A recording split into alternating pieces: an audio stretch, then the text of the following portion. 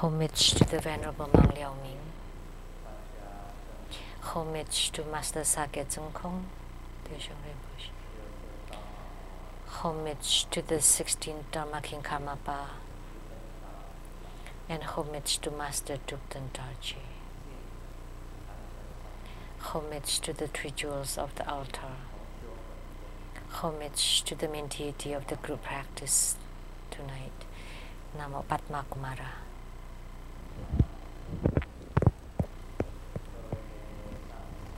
Sumo, all Dharma masters, Dharma educators, Dharma teachers, Dharma lecturers, Dharma assistants, temple directors,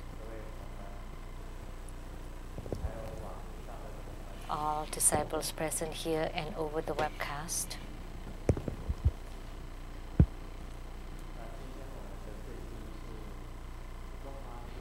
And our guest of honors today is the wife of Ambassador Liao of the Foreign Minister Affairs of Taiwan, Dharma Sister Judy.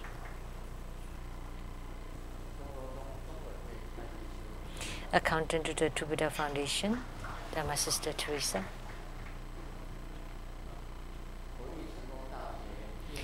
From National Tsinghua Coast University of Taiwan, Professor Wang.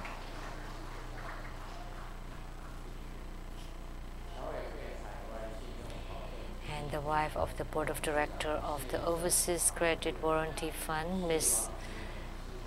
Vivian Sit.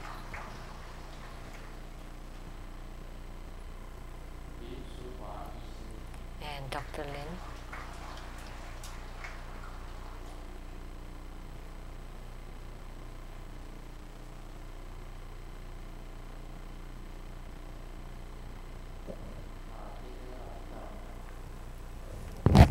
This evening, we practice Padma Kumara as the main deity, and I, myself, representing Padma Kumara,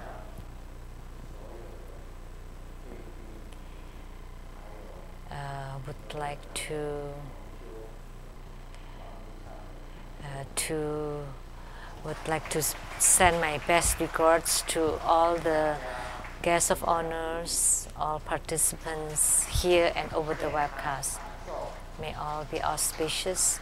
May we have long life and great health. And that the man would be more and more cool and the woman more and more beautiful.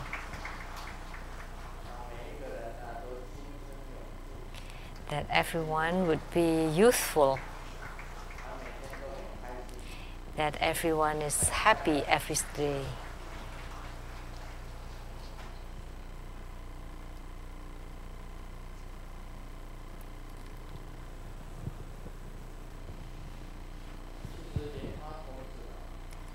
Actually, Padma Kumara, you shouldn't think of Padma Kumara as a little kid.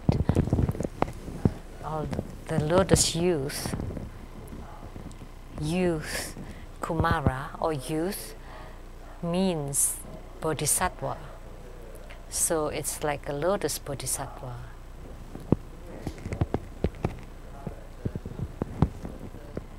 So, because a youth is very innocent, very pure. So this name had been mentioned in the sutras, the so-called Kumara, or lotus youth, or guru, means bodhisattva. And bodhisattva not only enlighten themselves, they also enlighten others. And bodhisattva focuses on helping all sentient beings. They could forsake themselves to help others. And they have great equanimity and great joy, great loving kindness, great compassion. So they generate bodhicitta, or the body mind, including the vow bodhicitta or the action bodhicitta. So they help others to the best of their ability. They only give, they don't ask for anything in returns. So that's the spirit of a youth, or Kumara, the spirit of a Kumara.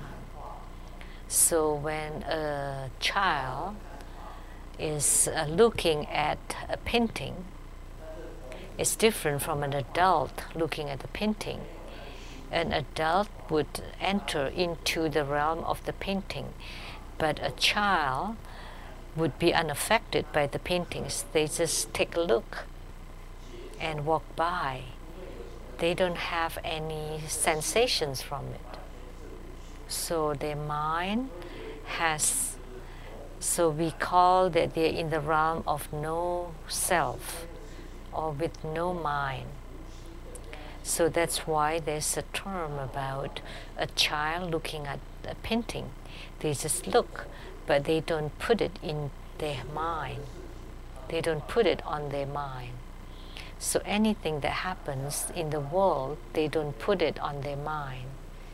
That's how children are. So a child that was born, so the child, Kumara in Chinese is like a child or youth. It doesn't mean that they are a little kid, but they are bodhisattva with the naive, with an innocent heart. That's why Kumara is the same as bodhisattva. So why is the Padma Kumara is called Kumara, or youth, lotus youth? Actually, Sakyamuni Buddha had been a youth in many of his past lives,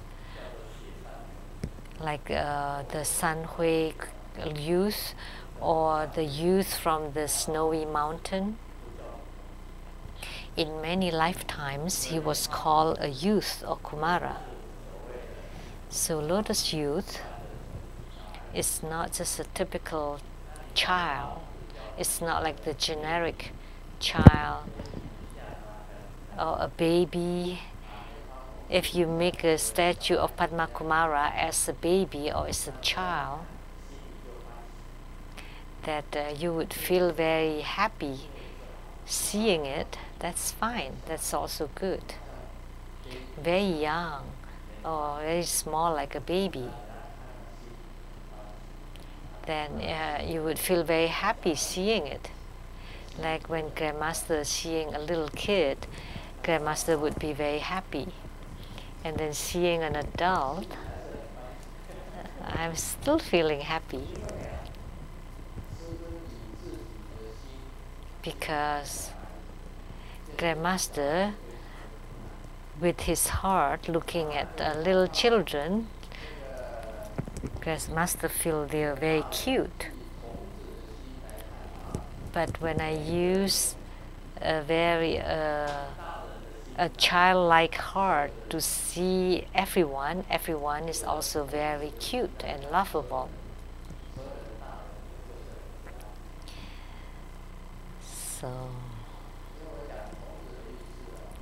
So the meaning of this youth, or Kumara, that means it's bodhisattva. So that's what I would like to tell you, that Padma Kumara doesn't mean that he is very young at age. But it is okay when you make an image of Padma Kumara as a little child, because that would make people like it or happy. And today we will talk about great perfection or great completion Dharma, that by Manjusri Mitra, he divided into 3 divisions or 3 classes. The first one is the mind division or Samde, and the second one is the long day or the space division, and the third one is Megakde, or which is the oral instruction or the pith instruction division.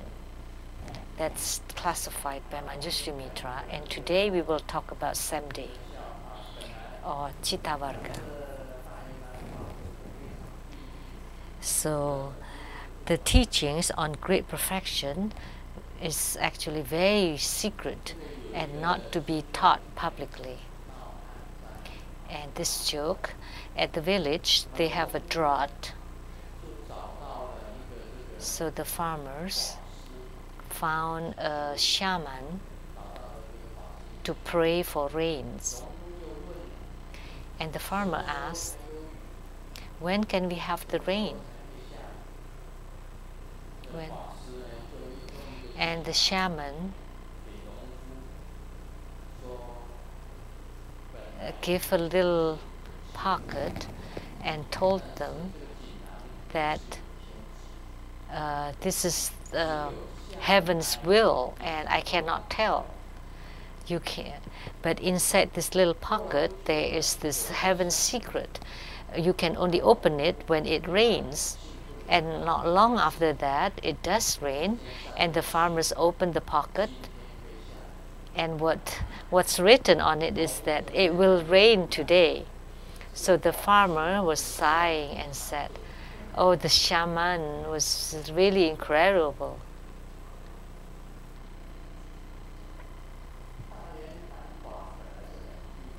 So the great perfection Dharma is really a secret teaching. It should have been placed in a pocket and given to all of you. Like this Samde was originally very secret and could not be spoken. It should have been placed in a pocket instead. And one day when you gain enlightenment, then you open the cloth pocket, and then you would be able to see a note that said you're enlightened today. And then you would say, oh, Grandmaster is so accurate, because it said that you gain enlightenment today. So the same concept. So Samde, or the mind division, is unspeakable. You cannot talk about it, but Manjushri Mitra classified it and taught it. Most people in studying Buddhism could not go into the depth of it. We only learn the surface, and the mind cannot be spoken. It's a very profound and deep thing. Like in the past, when Bodhidharma got to China, the second patriarch in Chinese Zen was called Shen. So in China, Shen besieged Bodhidharma for a Dharma teaching. He was kneeling on the snow. These days, that's too much hardship. And in order to receive the Dharma teaching, to show his earnesty, he cut off his own arm. So, wow, that was too much suffering. But these days, you shouldn't be like that. You shouldn't harm your own Buddha's body, because you yourself are Buddha. So you should not cut off your own arm, like Buddha's arm. But in the ancient times, there is this kind of thing. Like in the Mount Ermi, there was this forsaking body cliff. So you forsake your body for the Buddha, so you sacrifice yourself to the Buddha. That's not good. And in the Tian Tong temple, there's also a custom where you burn your finger as an offering to the Buddha. So that's the highest temple where you receive precepts. And when you make a vow, so that your hands don't touch the dirty or bad things, they burn their own fingers. So they take a finger and wrap it with cloth and then pour gasoline on it and then lit the fire, and it would burn until all the flesh is gone and only the bone left, and then they use a scissor to cut off the bone. So they burn the finger as a sacrifice to the Buddha. That's at the Tian Tong temple. But nowadays it's not allowed. And some people burn some marks, like on their head, or Grandmaster here on the arm. When I received the Bodhisattva vows, I burn. That's a burn mark from the incense burn. When I receive or when I make the Bodhisattva vow. When I was in my 20s, I had this 3 incense mark and still there until now. So burning.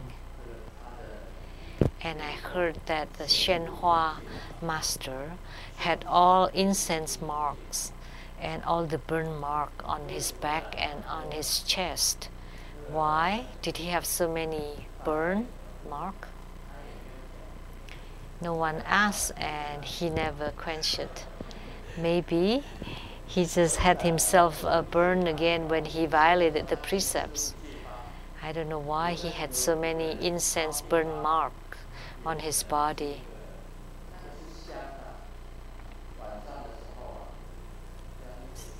So you use incense sticks at midnight, you burn it on your skin.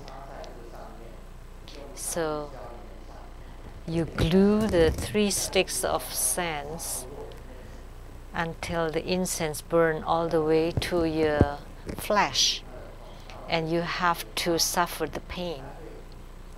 Then it would leave the mark, and sometimes it would get inflamed, and you would use ointment or medicine on it. Like Master Changzi had 3 marks, but 2 of them connected because they got inflamed. I heard from Changzi, for some monks, when they got inflamed and infected, and there are some worms, because they couldn't kill the worms, so they had to pick on it and then put it on the grass. So this incense burning started during the Emperor Wu of Liang. But before that, during the Sakyamuni Buddha's time, it didn't happen. So that shouldn't, it's not a good thing. But they just, to show their sincerity and earnesty, they had the incense burned to leave mark on their body, and also burning their fingers just to show their earnesty. But these days we don't have that anymore. Now even when you renunciate or when you become ordained, you don't have that anymore, because sometimes it would get infected. But look at this mark, they're beautiful. One time I had a medical checkup and the nurse saw that and she got shocked, and which gang did you belong to? And I told her, no, I didn't belong to any gangs. This is one of the Buddhist ritual, because the gang members, they have either tattoos or some kind of signs, but actually these are not. Where was I? I went into attention. But this Samde, or the mind division, is really very mysterious, and it is unspeakable. It's the deepest part, or the most profound part, is unspeakable, which is the origin. The origin. That in Buddhism we say that every single being has Buddha nature. That at the very beginning, or at the original, it has no beginning and no ends. We always have Buddha nature. Buddha nature is not something that you train. It's not something that you attain.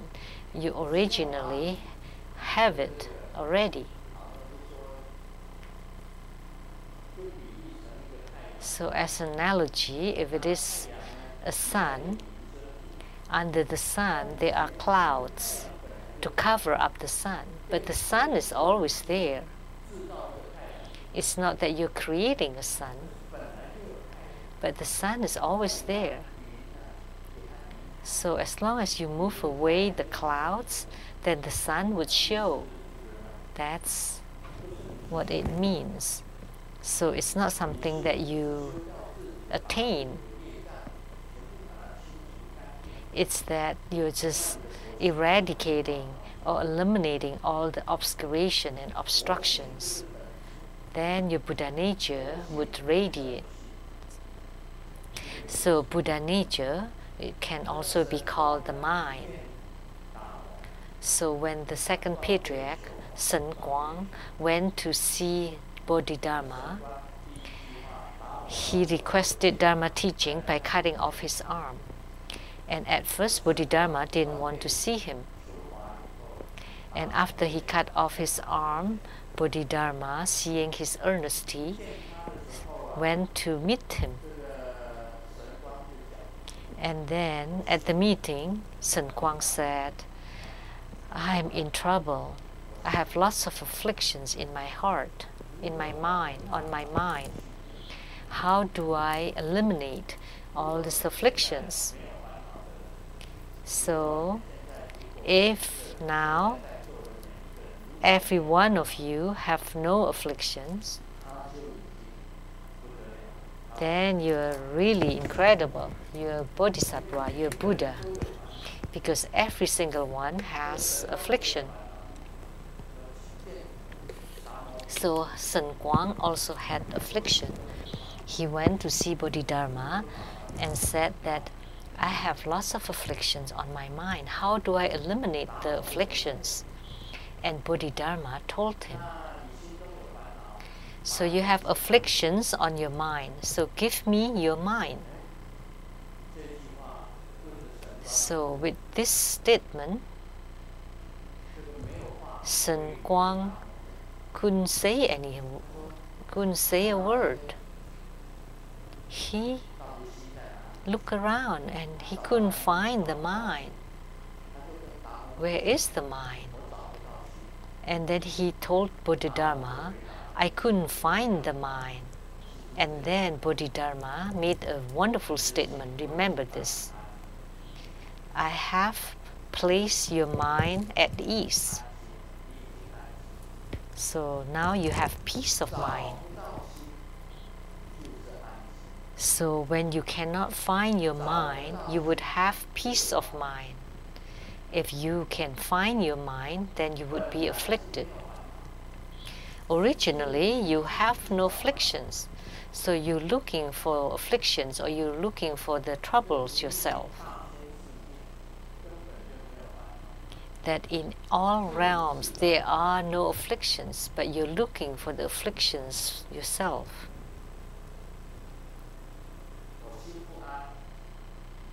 So when you have no peace of mind, Shen told Bodhidharma, I don't have a peace of mind. And Bodhidharma said, give me your mind, let me give you peace. And then Shen Kuang said, I cannot find the mind. And Bodhidharma said, then you have the peace of mind already. I have placed your mind at peace. So that's Buddha nature. That originally you have no afflictions because you have this physical body. That's why you start to have afflictions. Originally, you were a Buddha. And by having this body, you start to have all kinds of afflictions. Without this body, if you return to your origin, and you were originally return to your origin, the Buddha. So the key point of this same day is this. Let me give you another analogy. There is a painter who had painted a painting, and he said, okay, it's done. And then the painter hang the painting on the wall and show it to people. And people saw it. It's just a blank sheet of paper. There is no painting. But he had a title to the painting that said it's cow herding.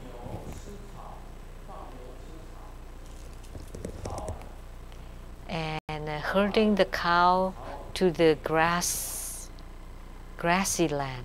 So they asked, so where's the grass? Oh, the grass has been eaten by the cows. And how about the cows? Oh, the cows have gone. So what's left is just a blank canvas, because the grass have been eaten up, and the cows, after eaten up the grass, left. So the mind is the same, just a blank sheet of canvas or paper.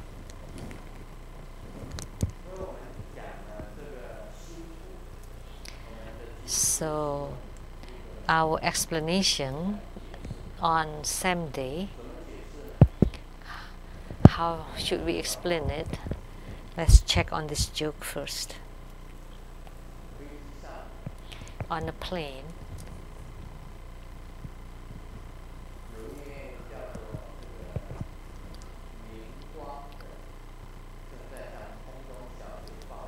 someone called Ming Kuang complaining to the stewardess.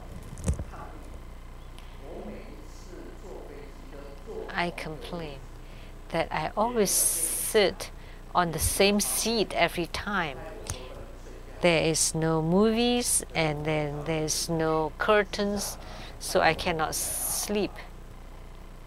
And then the stewardess told him, pilot, please don't joke around. So actually that passenger was the pilot, because the pilot had no curtains to his windows and cannot watch movies. He sat on the same seat every time. So you need to understand the reason, because he's the pilot. So the origin of mind is the same as this.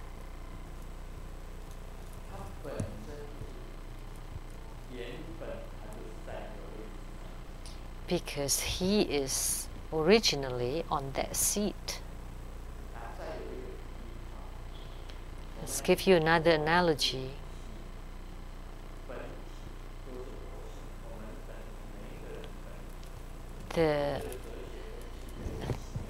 Using a philosophical tenet is that the essence, and then the appearance and the function. So the essence is the Buddha nature, and the appearance is like this human being. The look is like this. So what is the look or the appearance of Buddha nature? According to the Great Perfection Dharma, is that the appearance is the radiance or luminosity. light. So Grandmaster has said that the Buddha, the secret Buddha of clear light, when we recite the Hiking Guan Sutra, the first Buddha is Jing Guang Mi Mi Fo, is the pure light and a very secret Buddha. That's the Buddha.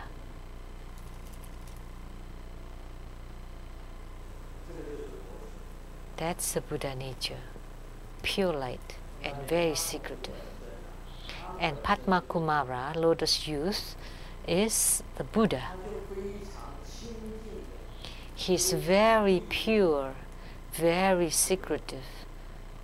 The Buddha that's very pure and very secretive. That's his appearance. And the essence, or it's the Buddha nature. And the look of the appearance is the pure and secret light. And then the function.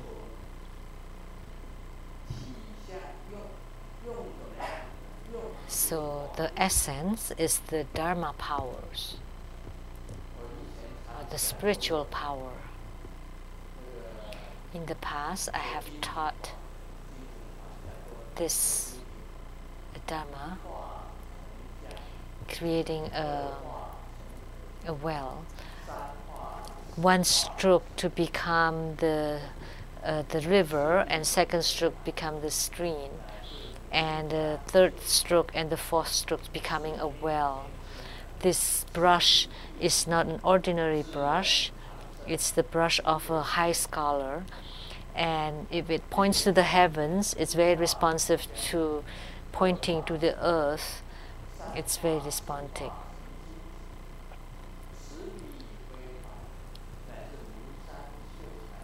This brush is not an ordinary brush. It's the brush from the scholar from the Mount Lu, and pointing to the heavens, it's very responsive. Pointing to the earth, also very responsive, and pointing to the person would be also very responsive, and pointing to the ghosts, they will be gone.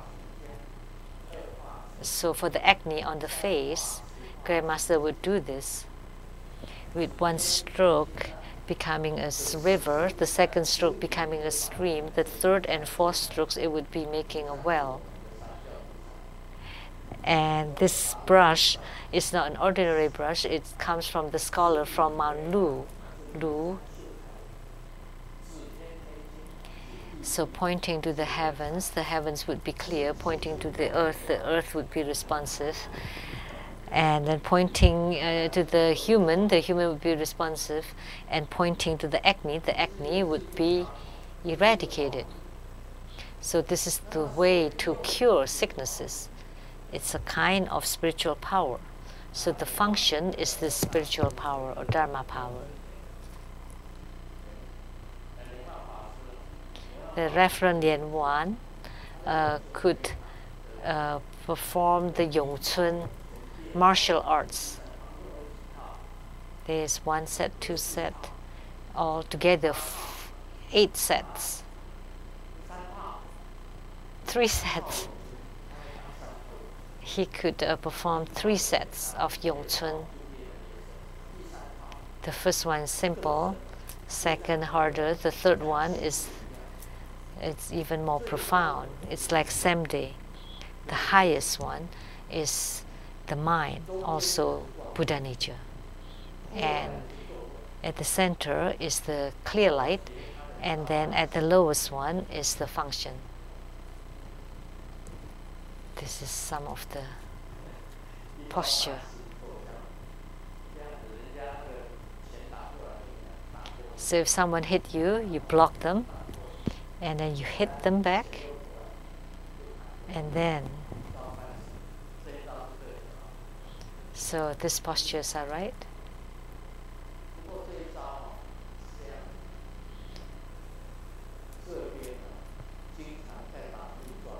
So this here, if you train hitting the pole, so the pole hit here, And when it turns, you hit that way and then you back this way. So you hit the pole until here is red and swollen.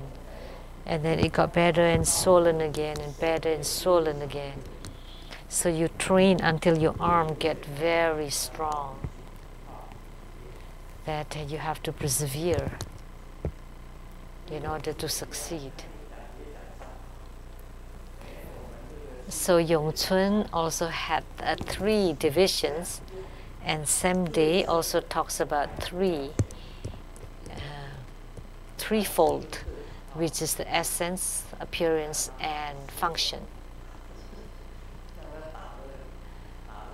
So this martial arts I just learned by looking.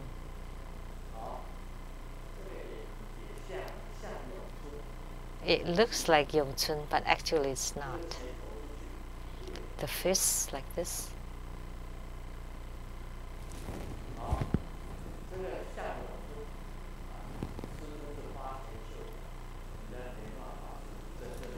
I'm just imitating, but Master Reverend Lien Wan has the real martial art, has mastered the real martial art. This is to push on the throat. Retract the fist. Hit like this.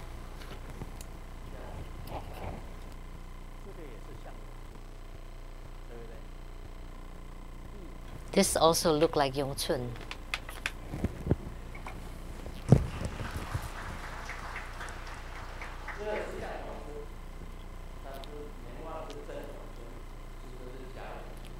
So Lien Wan is a true Yongchun martial artist, and I am the imitator. But this is called the function. So when you mastered something, then that you would be functional.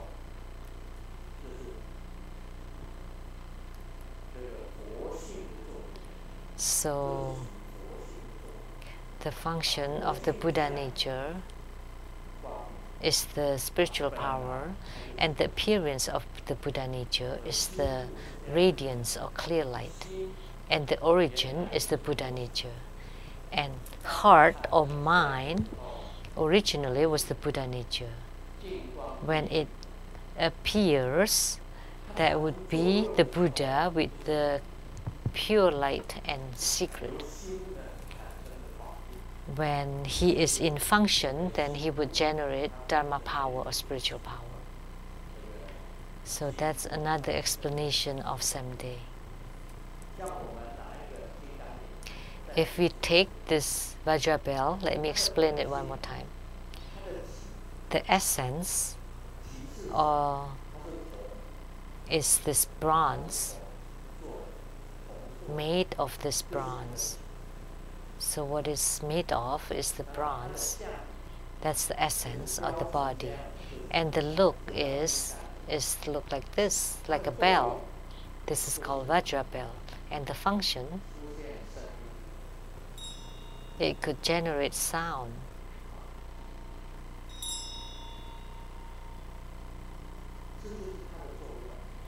That's the function.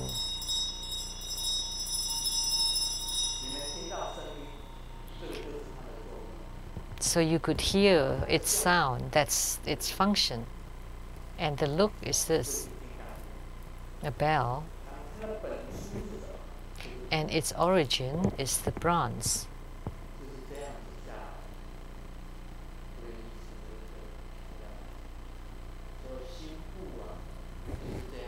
So how they came about.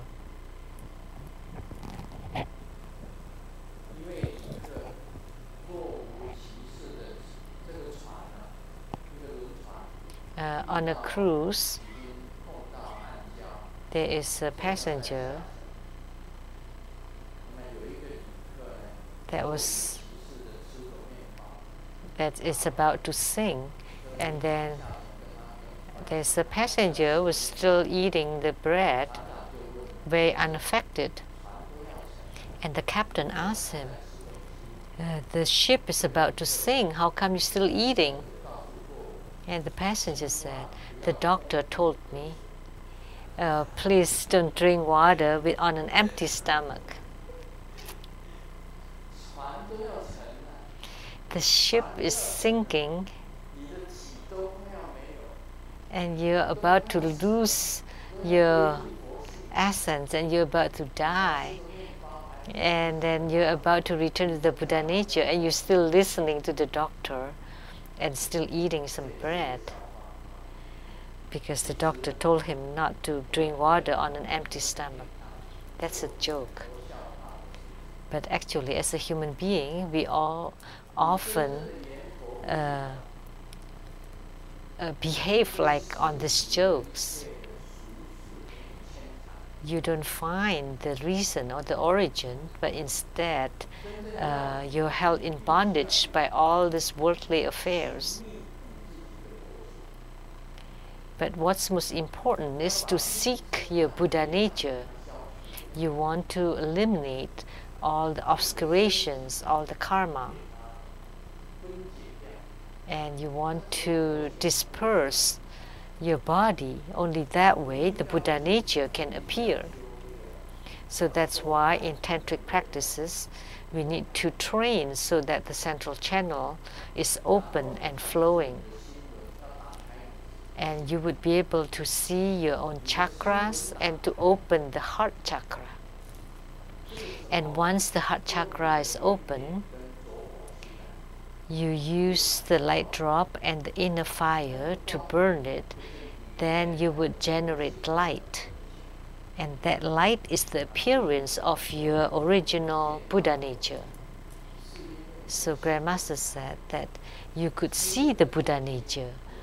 You could only see the Buddha nature if your heart chakra is open.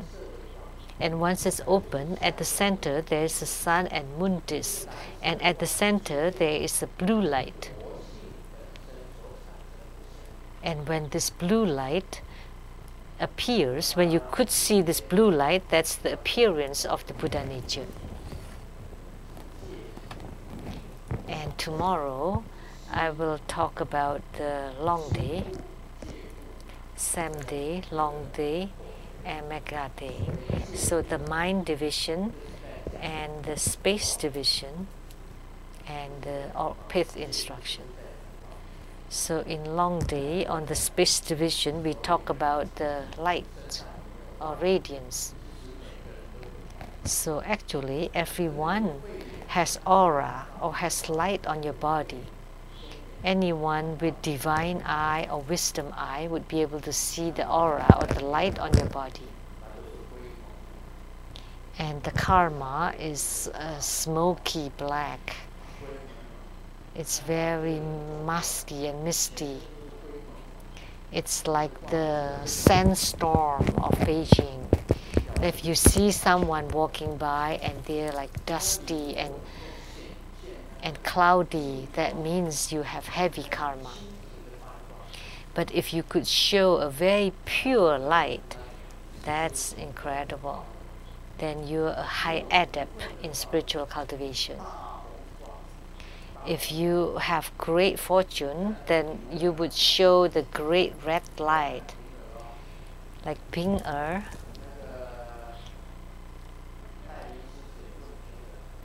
The Dharma sister Tai Ling asked Ping Er, could you tell the light on Grandmaster's body? And Ping Er told Tai Ling secretly that Grandmaster's body has a red light.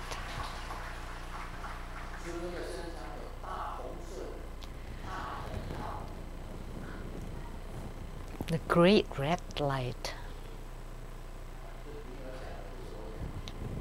Ping Er said it. You can ask Ping Er. She's 3 years old.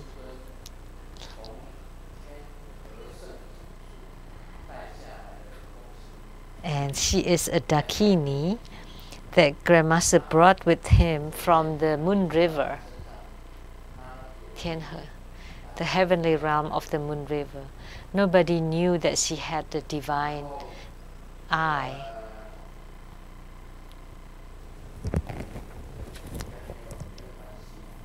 This is okay. There is a disciple that kept saying that there are lots of worms on her body. And then I told Ping could you see what's on this Dharma sister's body? And she said, there are lots of worms on her body. She told her mom. We haven't told Ping that there are lots of worms on her body, and she really saw it. And then I noticed that she had a divine eye. Of course, because she's a Dakini, and because the skull has not closed, so she could still see. But maybe when she grew up, she wouldn't be able to see anymore. And then after that, Tai Ling asked Ping could you see Grandmaster's body? What light does she have? And then she said, Grandmaster has a red light like a fire. And then Ping told Tai Ling, don't get too close to Grandmaster. Why? Because you would get burned by the fire. But actually it's a cool fire. It's a red fire. Red light of the cool fire that will not burn. But she thought it's fire. Lots of fire burning. And after they got home, her brother knew that she had divine eye, so the brother asked her, how about on my body? What light do I have? And Ping just shook her head. Why don't you keep look closer and look closer? And finally she couldn't say anything and said, well, okay. So she could see lights.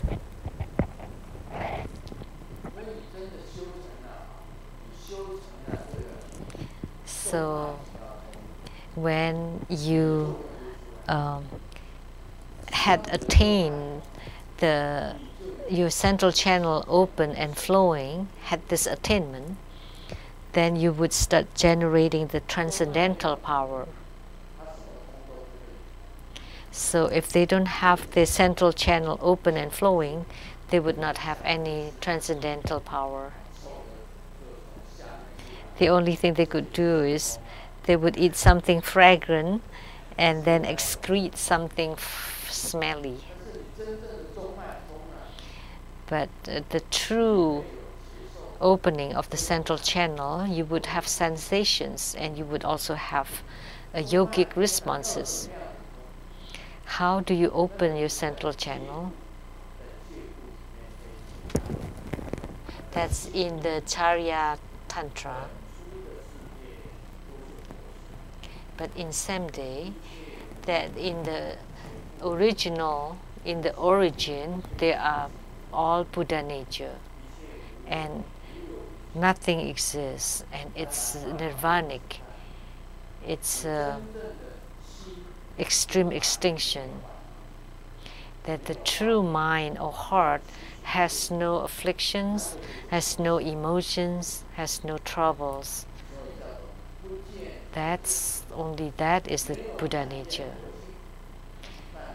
So when you don't see the Buddha nature, but the Buddha nature intrinsically exists. So you don't see it, but it exists. And the appearance that it shows is right at the center of your heart chakra. When you open the heart chakra, when you open your heart, there's a sun and moon disk, and there's a vertical light, a blue light. That's the appearance of the Buddha nature. So if you train until this light appears on your body, and then you absorb all the external lights and merge with your internal light, you would become the rainbow. So the highest attainment of the great perfection Dharma is the rainbow light accomplishment. That it would be like a beam of rainbow light toward the sky. So the look or the appearance is the rainbow light. So like when Guru Padmasambhava transformed to become the rainbow light, like shown in the Tanka. That's the appearance. So that's the second stage of the appearance of the Buddha nature. That's the light of the rainbow light or the light of the mind. So if you would be able to see the light inside your body, you would be able to see the lights of everybody's. So, and then you would be able to see clearly their origins and their lights and their karma. So, and most importantly, you have to have the central channel open. And Guru Padmasambhava had said that the treasure vase energy yoga is the foundation of all merits. That's why this treasure vase energy yoga is very important, and you have to train it every single day. And Grandmaster train this every day to keep the central channel open. So if you can hold your breath, the breath or the chi will gradually enter into the central channel, and it would increase bit by bit, and eventually the central channel would be completely open. And when it's completely open, there a kind of light would be generated. Then you would start to have yogic responses and spiritual power.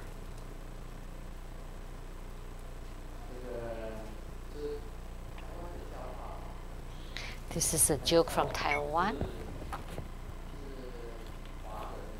or Chinese. It will not be understood by the Westerners. So I will not translate it.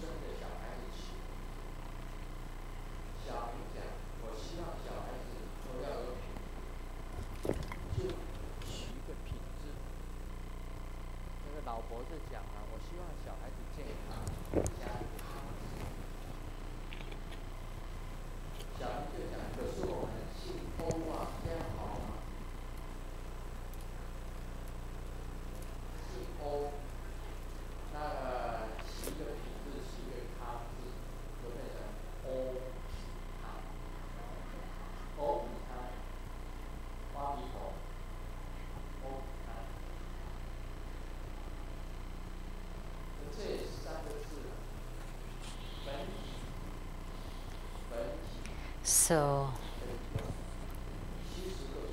the essence, the appearance, and the functions, they are all actually Buddha nature. So the ingredients or the essence is the Buddha nature that cannot be seen, that is empty. Because it is empty, that's why it is the secret Buddha with pure light. When it appears, it becomes light. That's the second. And third is the function. And someone used the mirror to explain. Originally, it's nothing. And then in the mirror, there is light. So when there's light reflected, the mirror would reflect light. And when it's reflect upon all on the world, there would be inside the mirror. That is the function. So same day, or the mind class is explaining all these things. This is the same day of the Manjusri Mitra.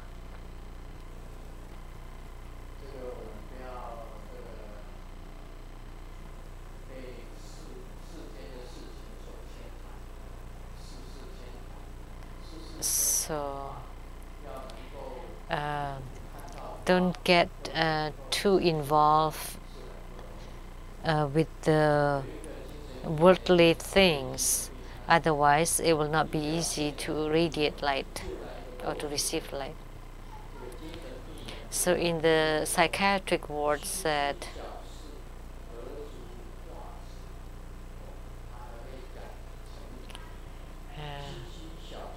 and the patient was very good with idioms and said, it's just such a small matter. Why is it a bother? So the person that you help hang himself to death. And then the patient said, really? Because I saw him really wet, so that's why I hang him to dry.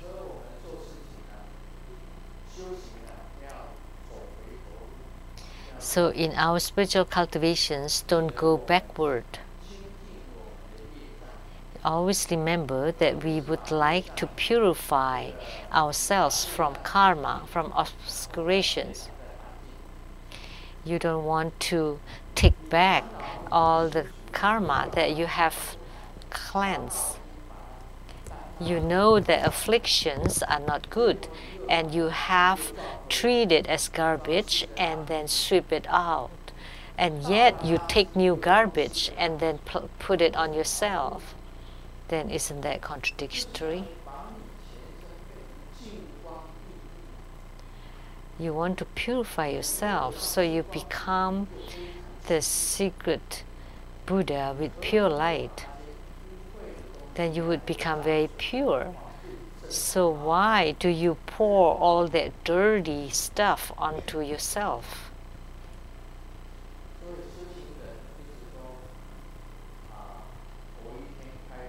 So as a spiritual cultivator, we want to be happy every day we live. Why? Because he has no afflictions.